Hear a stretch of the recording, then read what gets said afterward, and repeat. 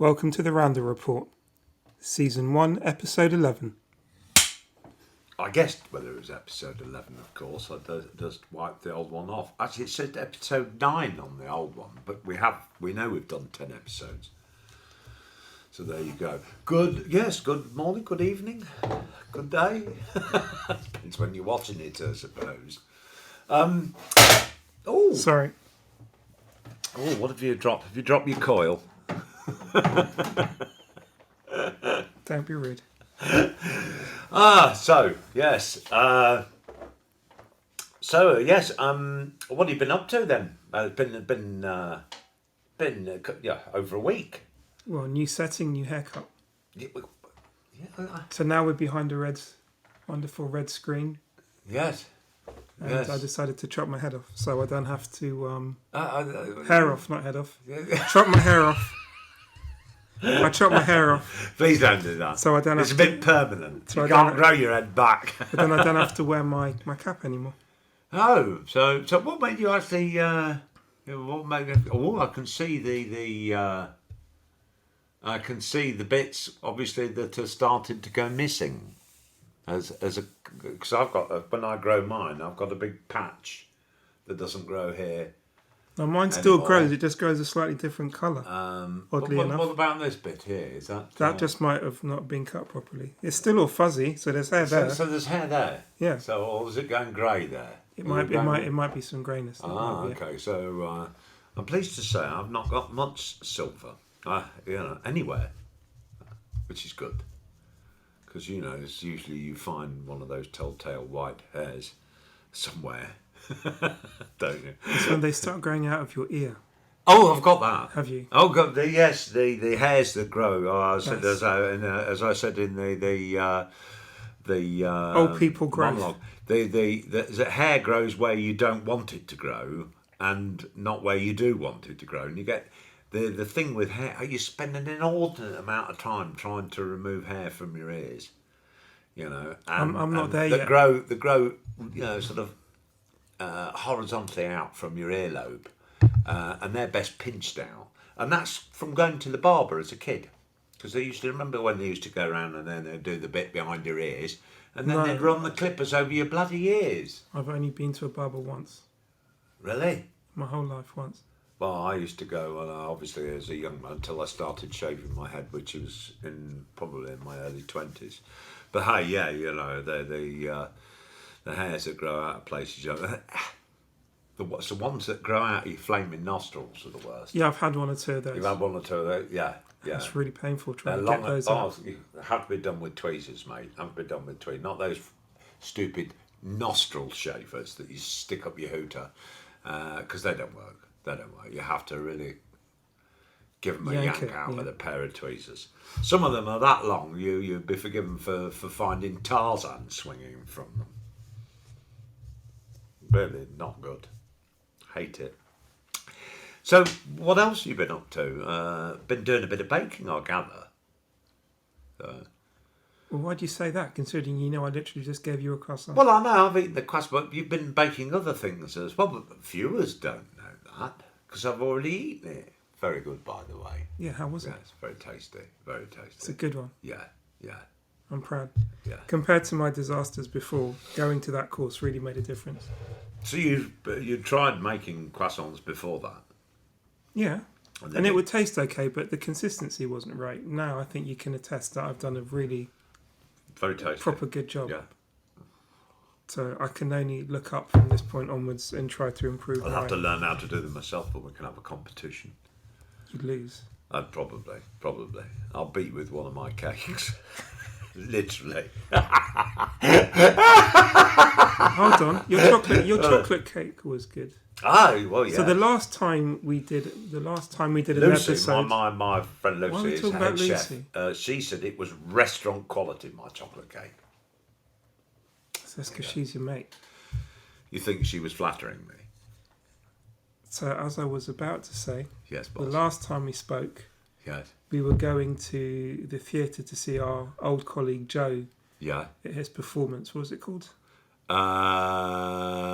We don't know because we left at half time. Small island. Small island. Long play, small island. Yeah, long play. Yes. Small island. Yes. Full of people. I've never seen a theatre that full. Yes. There wasn't a seat available. Yeah. In the National Theatre. It was incredible. Enormous stage, of course, with nothing on it. Yeah. Which I thought was a bit. But it was good. Like the production thing was amazing. You found that amazing? I thought it was a bit.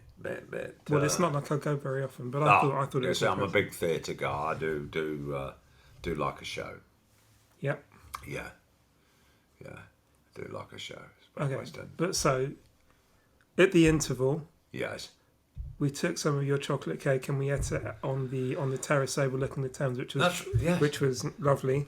Yeah. And it was a really, really good chocolate cake. Yeah, it was. So yeah. So your chocolate game is strong. Your chocolate cake game is strong. My croissant game is improving. Yes. I made a sourdough ball. You made a sourdough ball. Okay. Again, you know I did because you commented I saw it online. It. Yeah, okay. But the viewers don't fucking know. Yeah, but why are you pretending like you don't know what's going on? Well, mate. You were literally right. At my age, it is questionable whether I do know what's going on or not. Half the time. But anyway, Simon kindly, commented on my loaf of bread. Yes. And I'll be making a new one for next week. So I'll actually bring some sourdough next time. Fantastic. Next time round. Fantastic. So it'll be croissants today. It's croissants for all of them. Sourdough next week. Right. Now, I know last week, we'd mentioned in the last one about some poor guy that was in, what was that? It was not a poor guy. That was in Big Brother, who transitioned to become Jessica Alvarez. Yeah. And the poor girl, we had rendered her as having died. Apologies, she's not dead. Are you joking? She's not dead? No, apparently very much alive.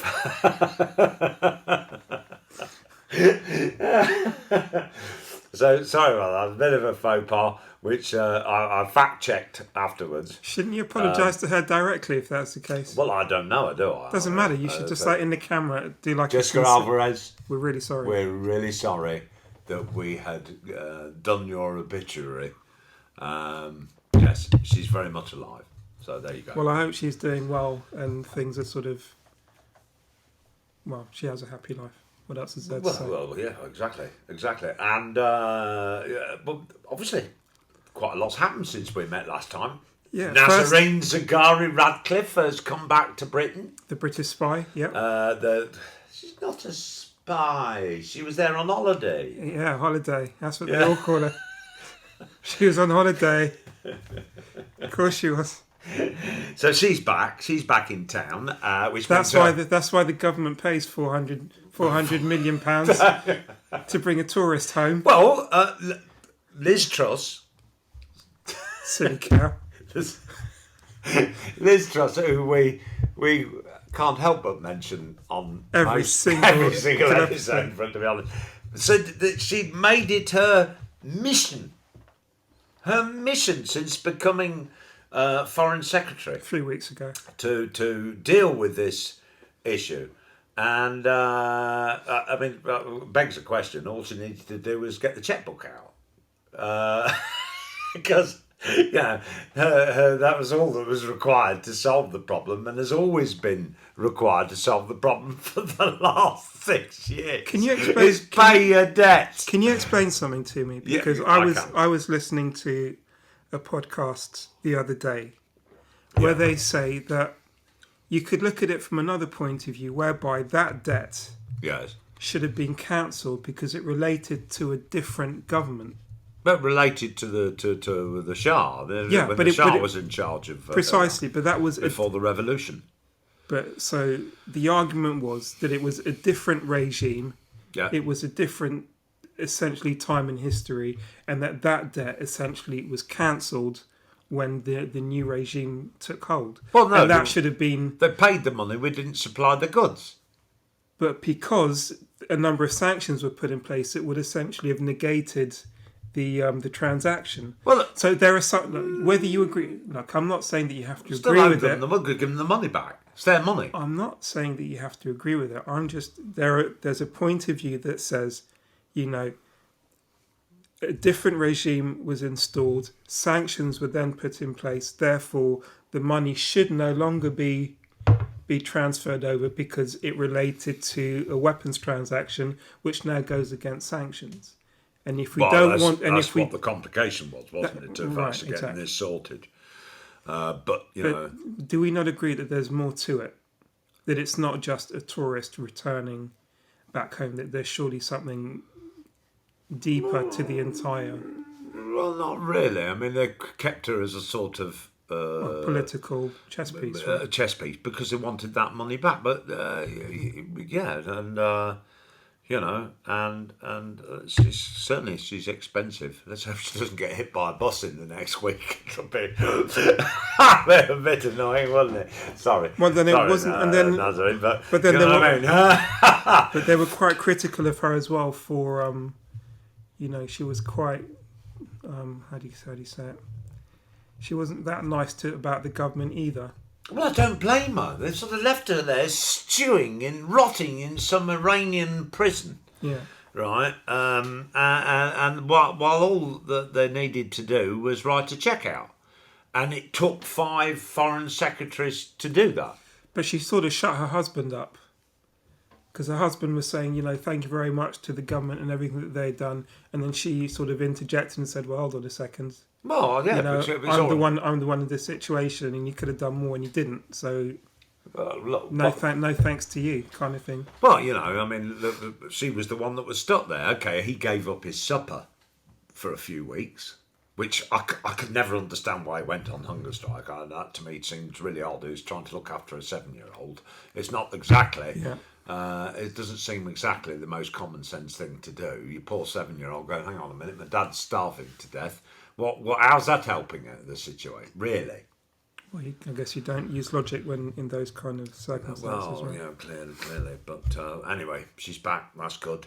COVID regulations have all gone, of course. Have they? Yes, they've done away with them all, even though the figures, I think this time last week, the figures were the numbers up at are doubling. 90,000 Yeah, the numbers are doubling. Yeah, although I'm told by somebody, a consultant in the NHS, that although the hospital numbers have risen as a percentage of the cases, still stable-ish. It's pretty good. But obviously they've risen a lot and so forth. So, but the question is whether or not they'd ever impose a lockdown again if these numbers start to double every week, like they. Well, I can't see that. Like they had done previously. Well, there comes a point is if you're getting 90,000 cases a day. And you look at the numbers of people who will still carry a decent amount of immunity and the actual level of illness that people get. I mean, an interesting one, actually, because one of my neighbours I'd mentioned previously had COVID back in March 2020 and had really only just recovered in the last recent weeks. And still not fully recovered. Then, unfortunately, about 3 weeks ago, contracted COVID again. We should mention that she's a teacher. Yes. Yeah. So she's more at risk. Yes, I guess. But the interesting thing is, this time round, she's recovered really, really quickly, even though there was that horrible, lengthy, long COVID that she suffered for what was near enough 2 years. So there's, this is much milder. For sure. They've got rid of the passenger locator forms. It was one of the things I was bitching about before because it seemed to me rather odd that we still had to fill in passenger locator forms when we went away. So your holiday's still on then? Fingers crossed. Fingers crossed. Everything crossed, really. To just hopefully things don't get worse, obviously, in Ukraine between now and then. Good thing you're going to Spain. Good thing I'm going to the Canary Islands. Right. Same thing. Well, it is, but it's further. Still Spain, isn't it? Yes. Yeah. But Yeah, I don't think it's not Ukraine. mainland. I don't think Ukraine will affect you, then, will it? You're going in the wrong direction, mate. I mean, there's a number of things that could affect us. Really, couldn't they? In between, the holiday could suddenly go massively up in price because of inflation. Petrol, yeah. Petrol, any number of things. It wouldn't surprise me if there was a levy on the. Has the 5p already been? From 6 o'clock last night, I think the 5p a litre. Yeah, but at the petrol pump, it usually takes a week or two for it to filter. I think they were saying on the news this morning that certain big supermarket petrol stations, supermarkets were going to do 6p off. Yeah, but it's everywhere else. So some garages had put the prices up. It's the BP and the Shell and the Texaco, all these guys that seem to wait a long, long while before those prices go down. They leave it as late as humanly possible before they start reducing the prices at the pump. But I mean, don't get me wrong. What's 5p a fucking litre? But it's not the point. I haven't even got a car. It's not helping me. That's not the point. Yeah, but I have my motorbike. But this is not the point. When they bought the oil, they bought it, let's say, 6 months in advance. Yes. So then why are they charging us at today's prices? Well, that's an interesting point. They purchase the oil 6 months in advance at least. Yeah. That's an interesting point. It gets held in depots to be refined. The cost doesn't change. Looking at the statement from the Chancellor in Parliament yesterday, I think most of it's stored in his hair. He really needs to sort. He's got a proper greasy hair problem, hasn't he, Richie? So sorry, Richie, but you have. Yeah, it's So it's like the Exxon Valdez has had an accident on your head. No comment. Well, it is. I mean, I can't help but notice it. The shine when you're looking at BBC Parliament or on Sky News and he's giving his statement. The shine coming off the top of his hair. It's like, wow, that is just, that's some serious slick he's got on there. You're gonna have to write into his office. It's he needs something to. You're using the wrong shampoo, mate. Head and Shoulders,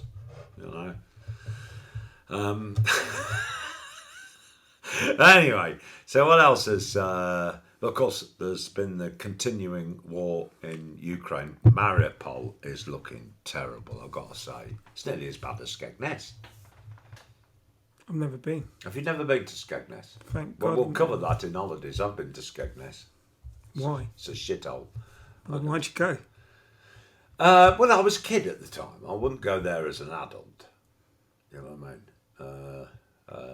It was bad enough going there as a child. But then why would your parents choose to torture you? They didn't. Well, they did choose to torture me, but they didn't torture themselves. They sent me with I think, a school friend's parents to stay in Skegness. Oh, it's a bit like my adventures. I went to, what's it called? Lyme Regis. Lyme Regis is that near Bognor? Yeah, exactly. So all the Regises are sort of... Yeah, like within a small... Yeah. But so my lasting memory is going down to the beach with a friend of mine, and then the local kids from the... there was like a road above, and then from the road above they take pebbles and chuck them at us. Oh, that's nice. Yeah. So that's my lasting memory of that place. Having a nice walk on the beach and getting pelted with pellets, pelted with pebbles, and then we had to run home and cry to mummy, going, the local kids are sort of being, the local kids are being mean to us. I've got a few stories I can tell when we do our holiday, because we're going to do one on holidays, which I think will be quite interesting, really.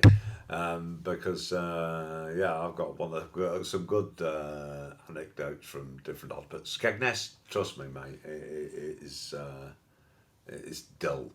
It's one of those places. It's supposed to be at the seaside, but you're not at the seaside. It might have changed because the sea is actually still about 10 miles away from the flaming seafront.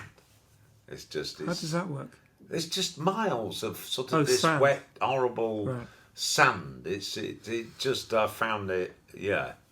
You just have to wait for the tide to come in.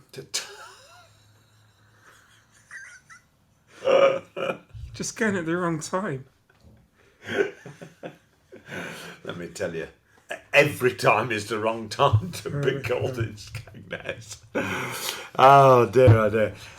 So yeah, a P&O of course sacked 800 staff. That's an absolute disgrace. That's horrible. Isn't it just?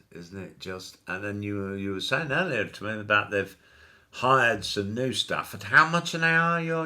It's £1.80 something. Who the hell is going to work for £1? Eastern European staff. They were already pre-hired on contract. That's disgusting. So they were brought in by the coachload. Yeah. They were there with 30 security guards. Yeah. That had balaclavas with them because obviously they didn't want to be identified, and they were supposed to be sure going. They weren't Greek, and they had some baklavas with them. Isn't it baklava? Number one, they'd be Cypriot.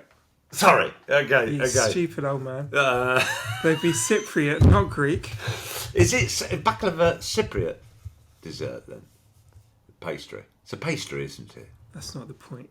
No, well, it is the point. Most shipping in Europe goes via Cyprus. Oh, I see. We're not talking about Greeks have got nothing to do with it. They've got nothing to do with it. No. Okay. I'm sure there's baklava in Cyprus too. Yeah. But that's kind of not the point. So anyway, they were wearing... Yeah, because they were essentially going... It was a bad joke. Because they're essentially going to, forcefully remove the existing staff from the ships. I think that's rude, really. Everybody needs to boycott. Boycott P&O. Absolutely. They can go to hell. They can get lost, yeah. And their Dubai owners. Yeah. They can go fuck off. Not that, to be honest, I've been on the ferry for a long time. I think I've only been on the ferry once in the last 25, 30 years, to be honest. But me too, but it's a shameful way, number one, to treat the company, and two, to treat, the staff. But then the government, they brought in some emergency legislation, which they voted on the other night, and the government about sort of this kind of fire and rehire tactic, and the Tories abstained. So, it seems to me that they make all this beef about P&O doing this to their staff, but clearly the reality is they support it.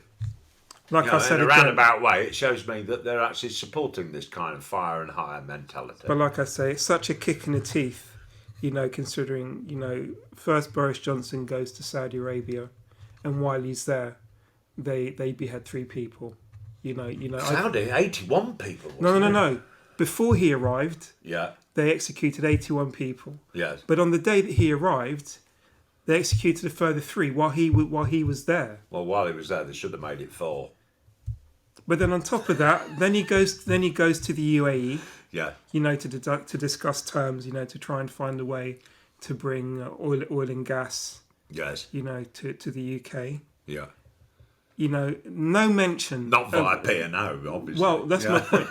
No mention of P&O, nothing like that. Yes. To return home within a few days, then the P&O scandal happened. So he wasn't even informed that this huge, sea change is going to happen. And you think they would have advised him, that this P&O thing was going to happen, so he could sort of get a hold of it. But no.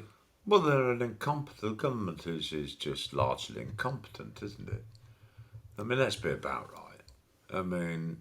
But, it's like you were saying, there are certain elements of British industry that should be held sacred and should be held in national hands at all costs. Yeah. Energy, transport, education, healthcare. Anything that relates to infrastructure and utilities should never be privatised or in foreign hands, because so we've tried it. We've seen relationships change and break down, and you end up in the kind of situation we're seeing now over Russian gas, and the kind of situation we've seen, even with our relationship with France over fishing rights, that it can be very easily turn Has quite France ugly. ever been friendly?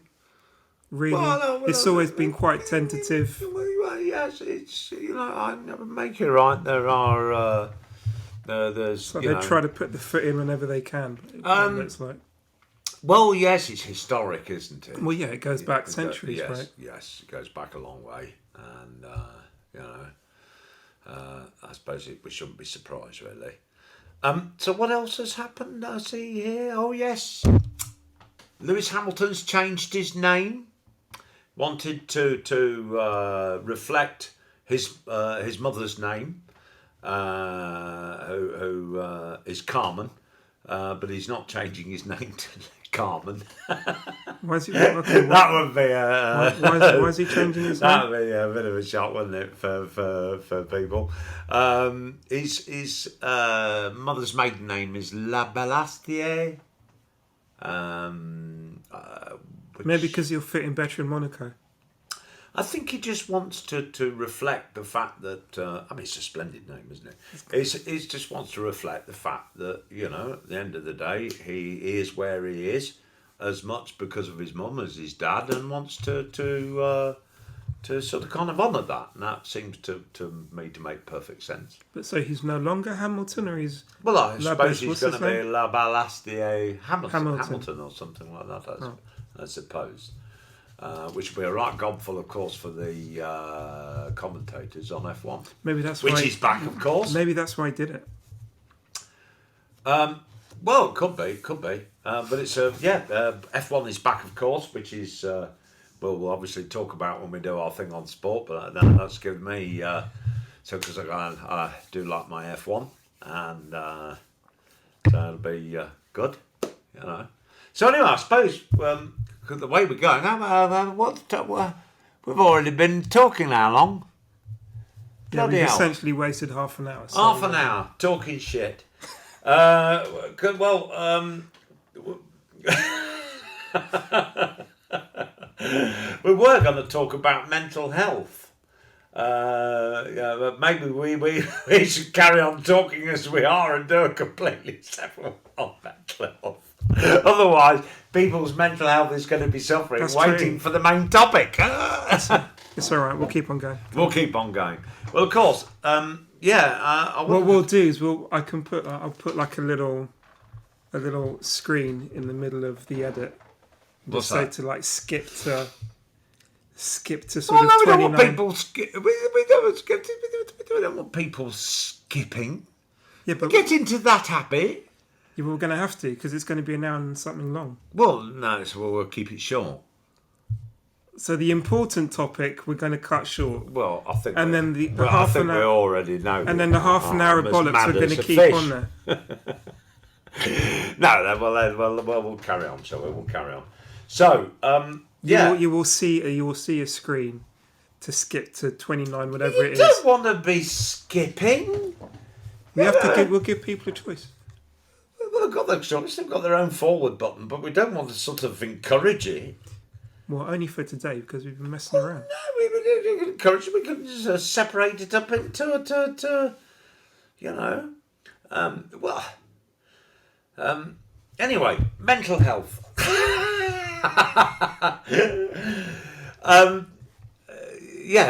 Obviously, it's one of those issues, isn't it? People find quite difficult to talk about their mental health. It's been very much a stigma attached to it. Although recently it has kind of become much more sort of out there, and as we try and we're trying to be more sensitive to it. Although I do find that it seems like a lot of lip service is paid to all this. It's problematic, it's problematic when it becomes like a buzzword. Exactly. It's like de rigueur, now we're going to speak about mental health. Well, who's de rigueur? It's of the Times. Oh, of the Times. Yeah. Okay.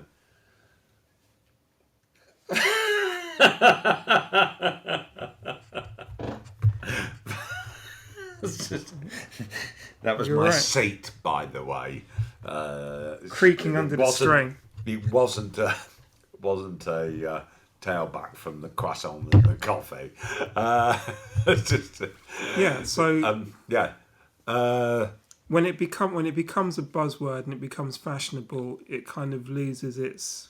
Yes. It diminishes its importance. Yes. You know, there are too many sort of quacks out there, you know, that try to sort of guide you either via YouTube or via various sort of means. Oh my God, all these help, yes. You know, so-called health professionals that can sort of improve your life.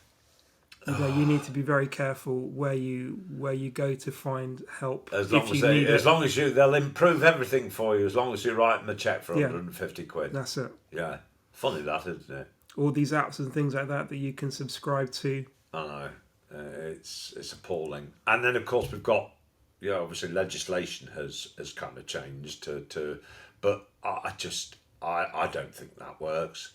I think a bit like the age legislation, employers just find other ways to skirt around it. And there's, if you said to your employer that you got suffering from a mental health issue, most employers would find another way to get you kicked out of your job, because it's like, well, you don't know how to deal with it.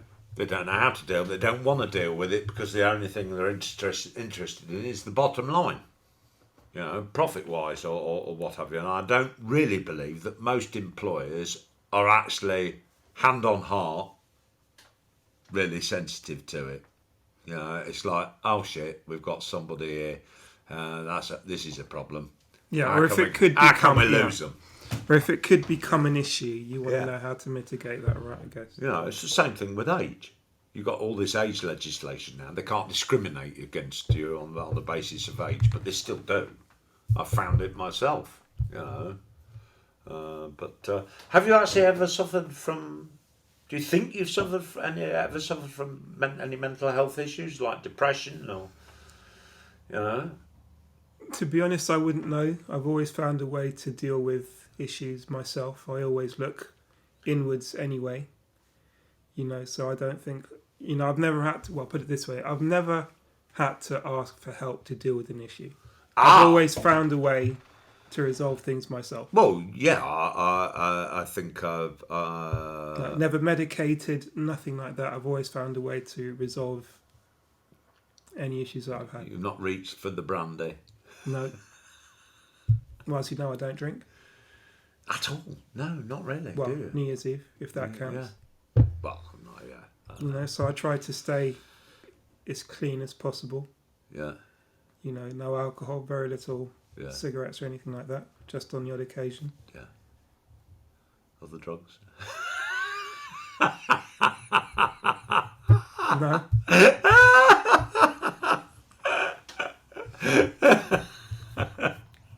No, I know what you mean.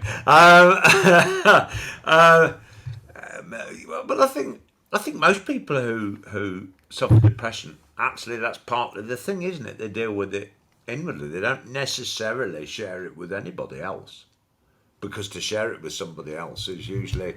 I mean, I had a. But isn't the main point is to recognise that you have a problem at all, and that's always like kind of the first step. Is that if you don't feel quite right, the biggest problem is not recognising that there is an issue. But as long as you can actually be able to recognise within yourself that, okay, you know what, something's not right, and therefore I need to try and find a solution. That's the hard bit. I think it's the hard bit is trying to recognise that. Look, I make no bones about it. I've always suffered depression. I think probably looking back, I suffered depression as a kid. But you've had it diagnosed, or not? You just know within yourself. No. I mean, don't get me wrong. I have. There was a small period where after I broke my back, back in late 1999, that was. A couple of years later, that I actually doctors actually said I was suffering from depression, Okay. and stuck me on antidepressants, which the particular antidepressant they stuck me on made me more depressed. There are so many stories the said talking about antidepressant, Seroxat, I believe, that can actually cause suicidal tendencies. Yes, well, that was one of them, and it made me actually did make me feel suicidal. I'd been better off without them, and I actually at one point did take a massive overdose of all the back stuff that they'd got me on for my spine, which of course thankfully didn't work. Except for the fact I didn't have any pain in my back for about 3 months, which is ironic.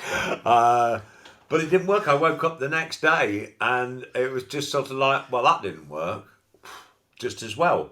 But at least my back doesn't hurt either. But at least my back doesn't hurt. And that was in a hotel in Paris. And that was as a consequence of, because, don't get me wrong, my mother committed suicide. I've had a best mate when I was in my 20s. He committed suicide. And one of my cousins. And I would have always said, especially after my mother, that was something I would never contemplate.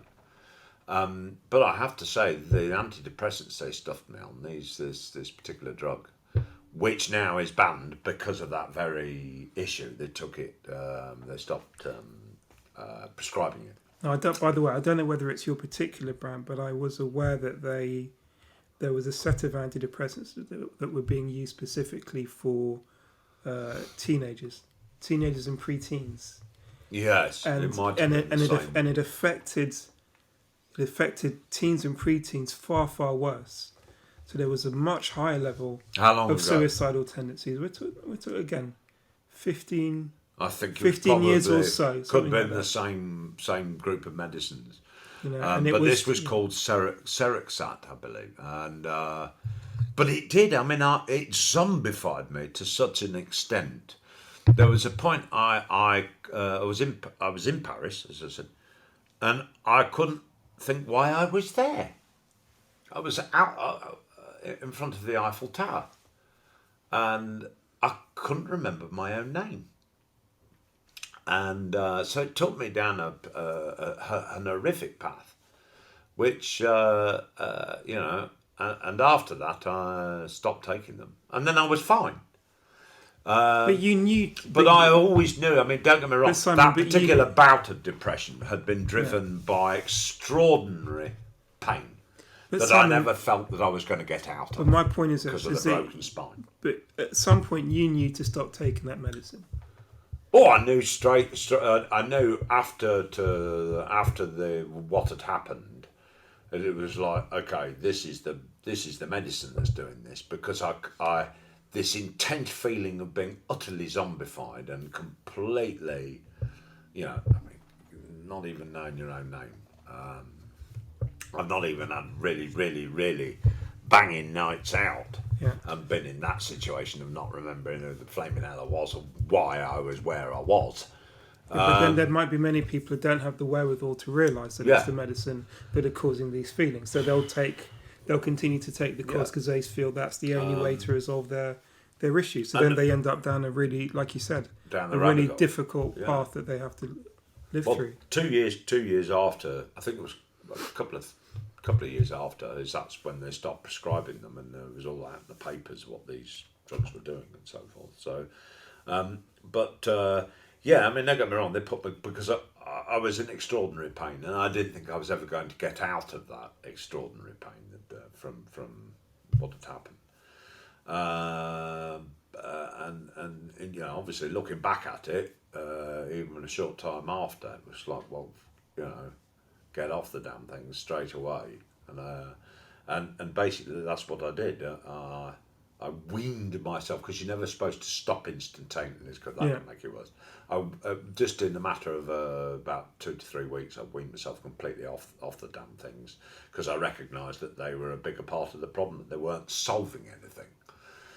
But aside from that one acute situation, I've always been aware, even from a young age, that I had a propensity towards depression.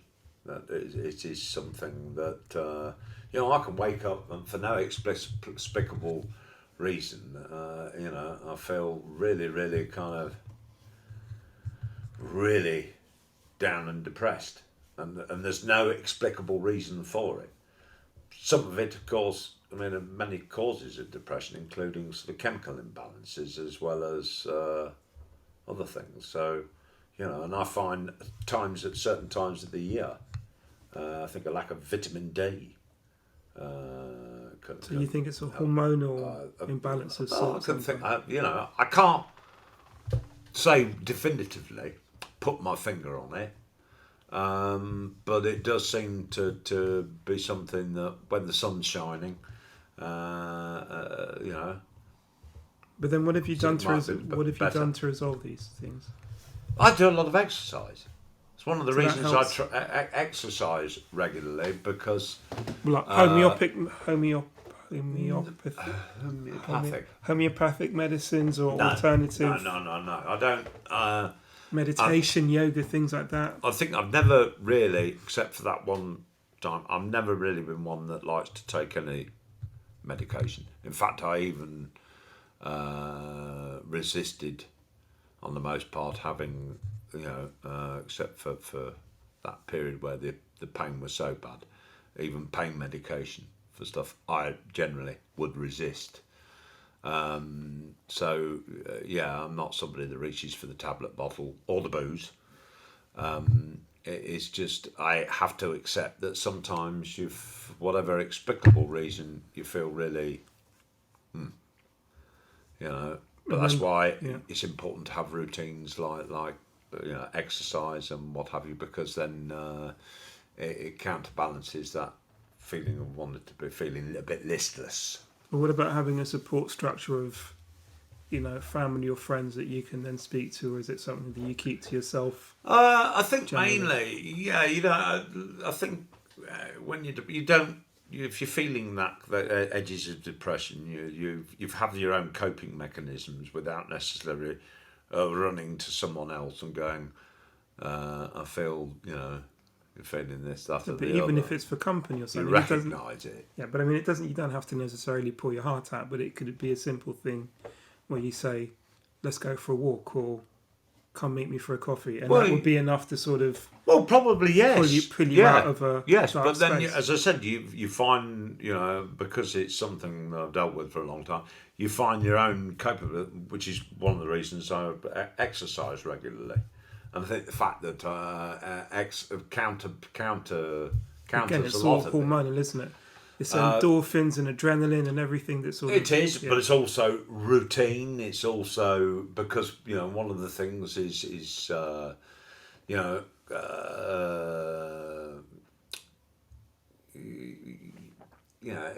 not necessarily, as I said, there's nothing defined in terms. You could be.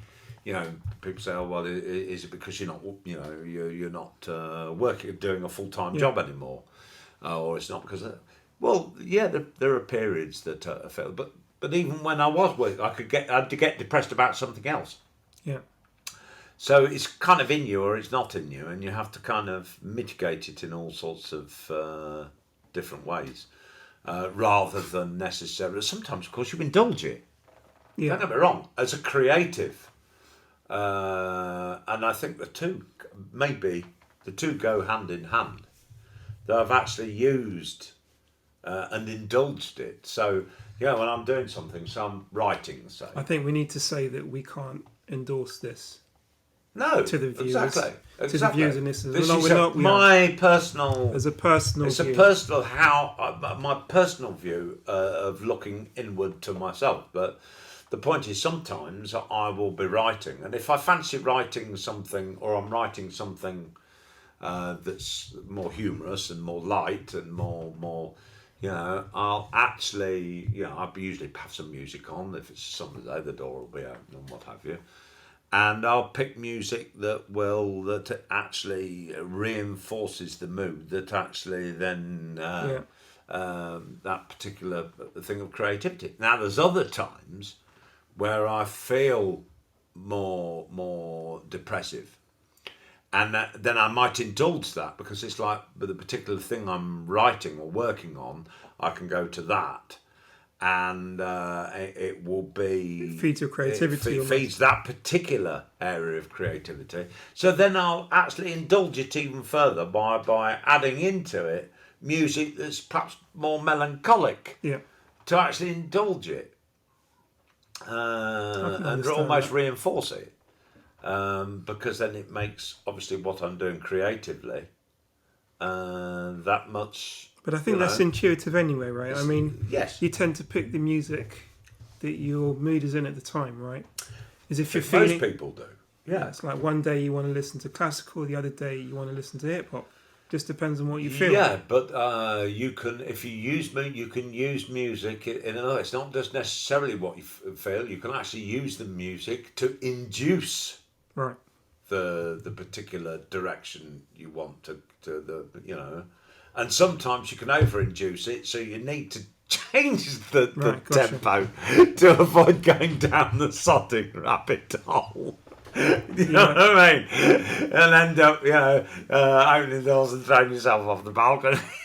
And also very quickly talking about drugs, as we did before. Yes. Now there are studies talking about the use of using mushrooms that contain psilocybin, for example, that have been seen to sort of help with depression. They've used certain, let's call them natural... Did they get you off your tits? Not necessarily. I mean, sort of the microdosing of...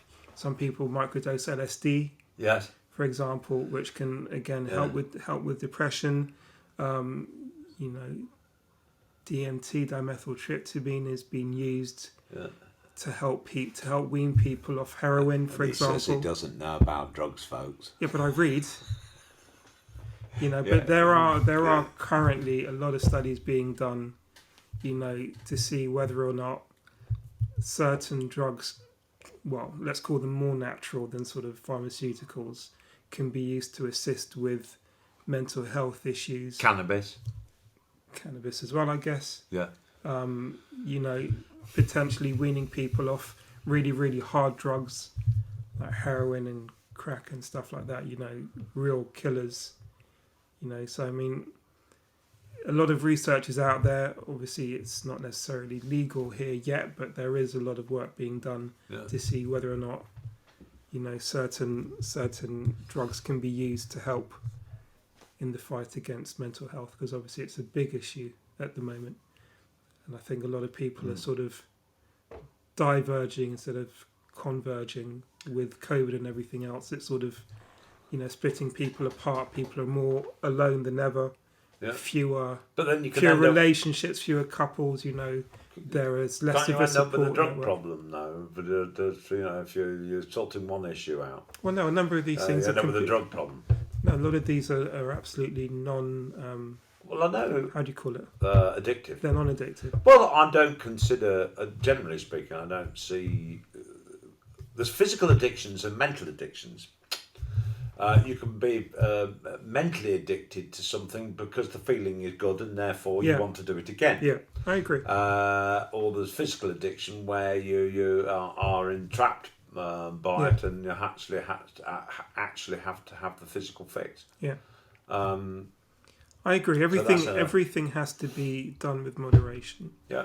I mean, which is exactly why people are talking about microdosing as opposed to doing, a full dose of a particular substance.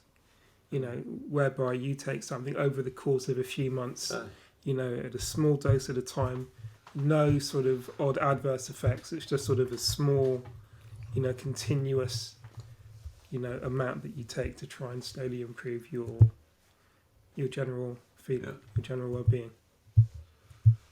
So you're now going to, if I ask you if you've ever tried any of these drugs, like cannabis, you're going to say, yes, but I've never inhaled. Yeah, the answer is no. No. Okay.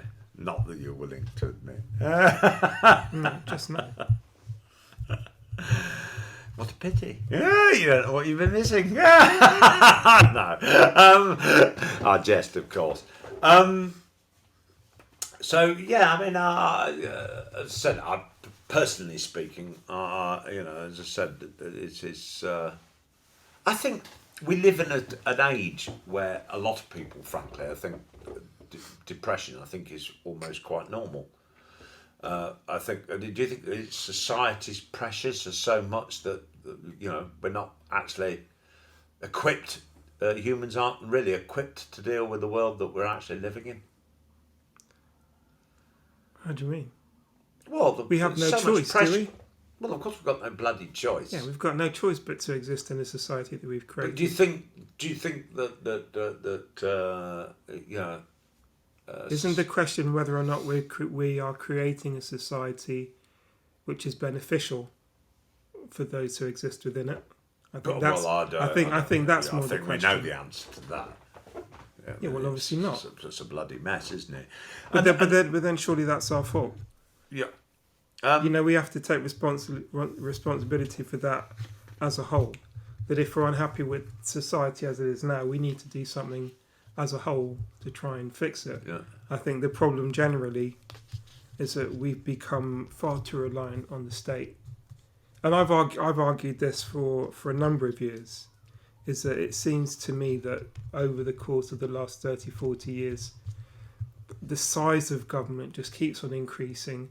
The intrusion of government into our lives is ever increasing and continues to do so.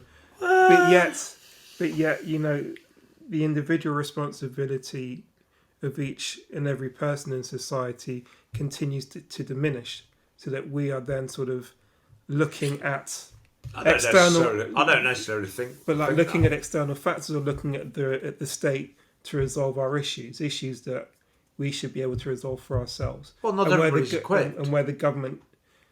Not everybody's mentally equipped to.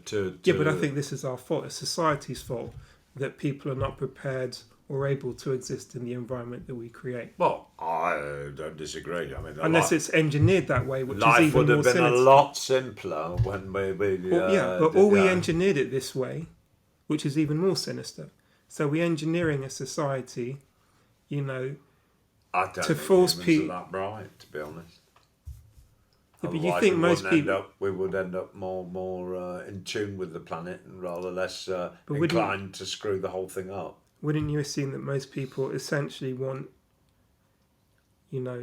independence and freedom of thought? Or do people not want freedom of thought and they want to be spoon-fed? Spoon-fed how to live and what to do and how to... Yeah, they've got freedom of thought. Everybody's got freedom of thought. The state, nobody can tell you what you're thinking or what to think. They try very hard. They might think they can manipulate it, but if you're a proper thinker and you're not just a sponge for any old bullshit that comes along, I think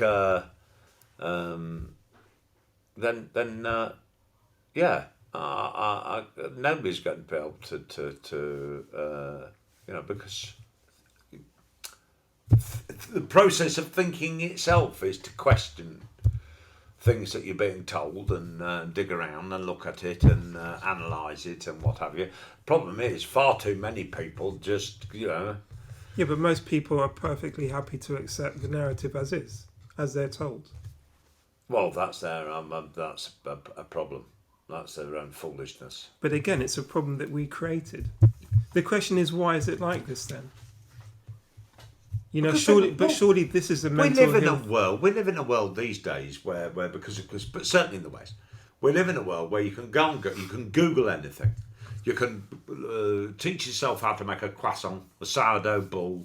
You can look at every item of news from God knows how many different angles, and then from it, and the history and other things, and from it you can kind of form a conclusion as to what you think.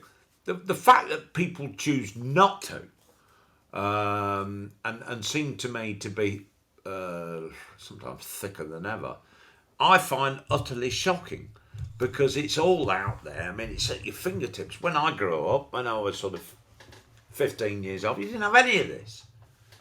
You didn't have any of this. And it's like you have to go delving into the library or into books and what have you.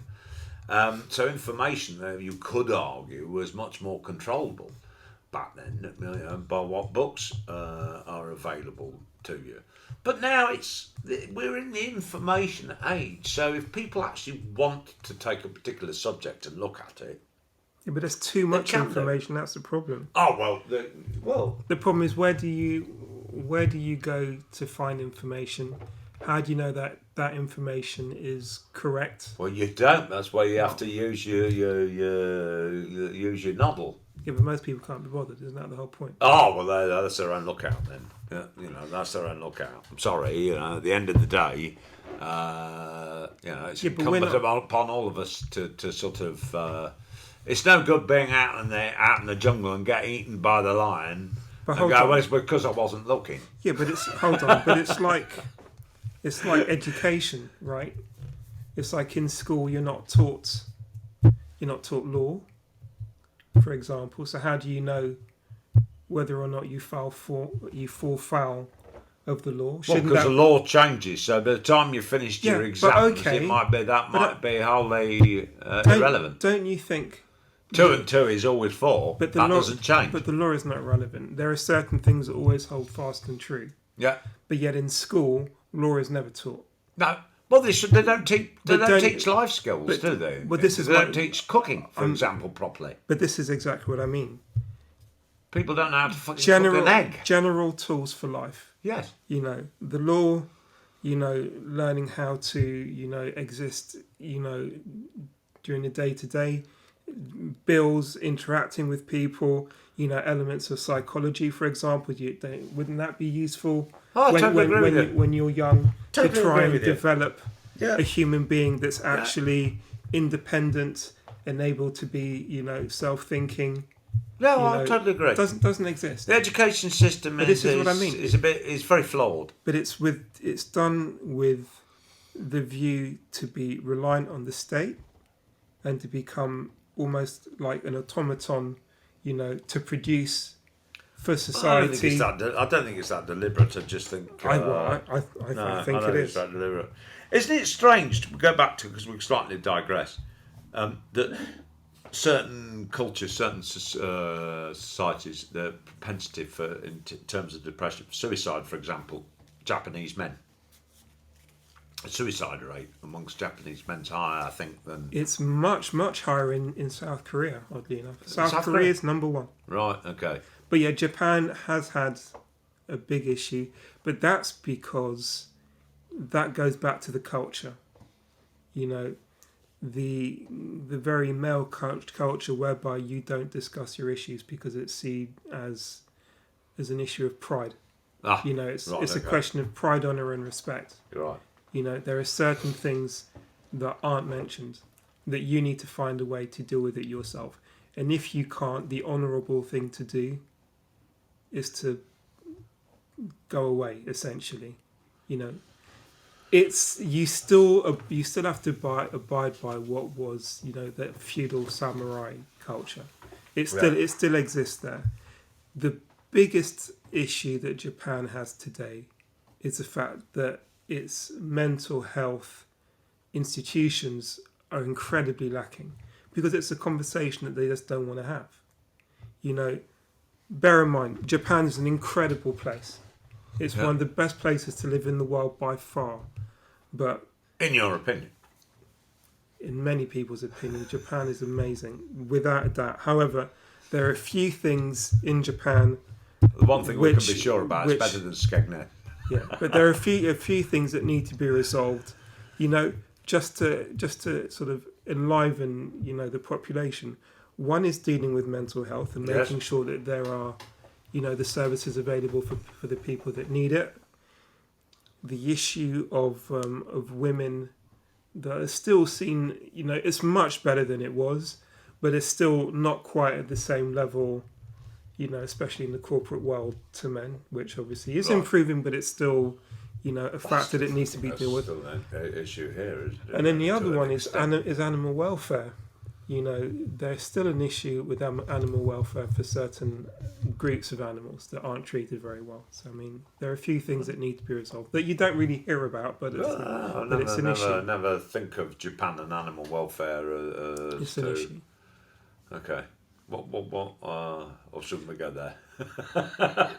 Well, no, I mean, you can walk around certain towns in Japan and you can see things that would somewhat shock you. Really? And you think, okay, that's not really right, but that's just their culture and the way they do it. Are you going to expand on that? Better not. Better not, because we might get into trouble in case we've got a Japanese follower.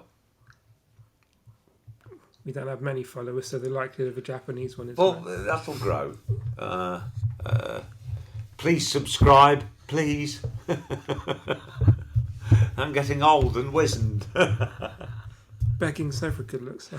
No, it isn't. But yes, please subscribe. Please like and subscribe. We have no pride. I mean, the one thing is, I guess, we know there's no panacea to solving depression, and I'm not even so sure that pharmaceutical drugs are the answer. Maybe we should be more akin to these other alternative therapies. There are alternatives out there, but it's a question of knowing where to look, where to get the information from. And, we should always temper this by saying if anyone out there, is feeling like their mental health is, challenged, to find the help that you need as soon as possible. Yeah.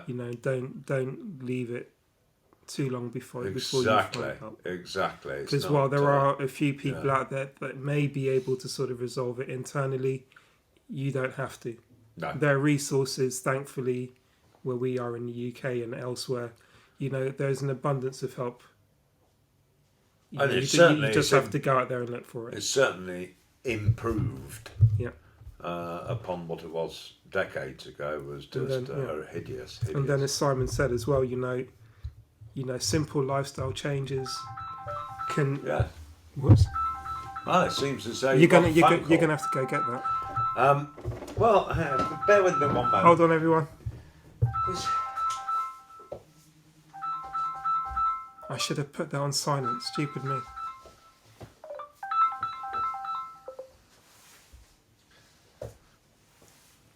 Sorry.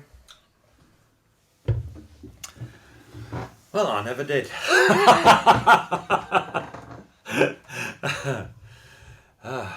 Wasn't your mother? No. No. Oh, good. Wasn't urgent. Huh? Hey? Wasn't urgent. Obviously you could see who it was from. What, the gate? Oh, it's your security. Yeah. Ah, right, okay. You have a gate. See, we don't have a gate. We don't even have security in this building. Hello? Yeah, if you just leave it by the gate, that'll be fine. Yeah. Thank you very much. Bye. Will somebody take the delivery in? Well, we'll find out. Oh, don't worry about it. Bring your mother or something. No, don't. Get her to take the delivery. We can finish this first, right?